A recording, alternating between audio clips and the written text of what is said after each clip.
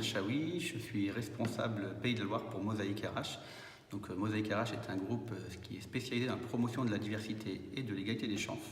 On va travailler sur plusieurs axes, donc le recrutement, le conseil et la formation en entreprise. Et à côté, tout le parcours d'accompagnement pour les candidats.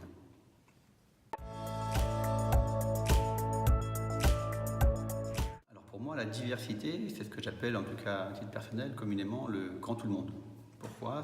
Aujourd'hui, c'est comment sortir des viviers dits classiques en termes de recrutement pour ce qui nous concerne et d'aller chercher à autre horizon, là où on ne va pas. Donc, par exemple, sur ces territoires moins privilégiés, une action qui nous tient à cœur et sur laquelle on fait énormément de promotion, c'est trouver toutes les personnes issues de ces territoires moins privilégiés, donc ces quartiers prioritaires, ces zones rurales, mais aussi aller à la rencontre de toutes les personnes.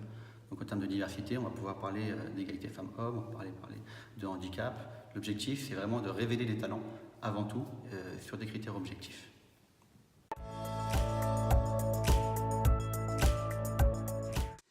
Alors déjà, les bonnes pratiques, j'ai dit dans un premier temps, c'était de sortir, ne pas rester uniquement sur ces viviers dits classiques, mais s'élargir.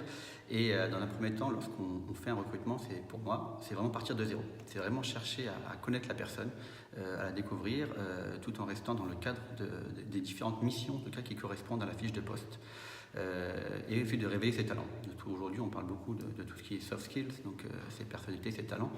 Et aujourd'hui, avec Mosaïque RH, une plateforme a été créée qui s'appelle diversifiervostalents.com qui va permettre déjà dans un premier temps au candidat de passer des tests de personnalité, aptitude et motivation, ce qui va lui ou elle lui permettre de se révéler, de prendre confiance en soi, de mettre des mots sur ces différentes compétences et parallèlement à ça, avec un outil de matching, de créer la rencontre avec des recruteurs, donc vraiment sur un lien qui sont basés sur ces soft skills, sur ces talents et uniquement sur ces talents. Puis après, le lien se fait automatiquement pour créer la rencontre entre candidats et recruteurs en effaçant un maximum de biais discriminants. Alors les conseils pour vraiment déjouer les stéréotypes dans un premier temps, et ce qui nous concerne tous, nous avons tous des biais discriminants et des stéréotypes. Donc pour cela, il faut se former.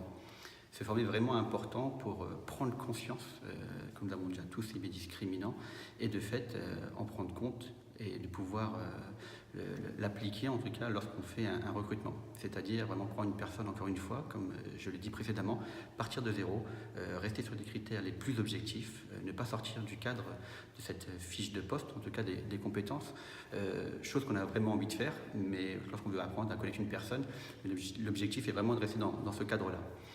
Je cite un exemple que je dis souvent sur ces pratiques du sport, par exemple, sur lequel on ne doute pas. En tout cas, on y va dans un premier temps. Par exemple, voilà, j'aime le foot, je suis supporter de Paris, et face à moi, j'ai un recruteur qui est supporter de Marseille.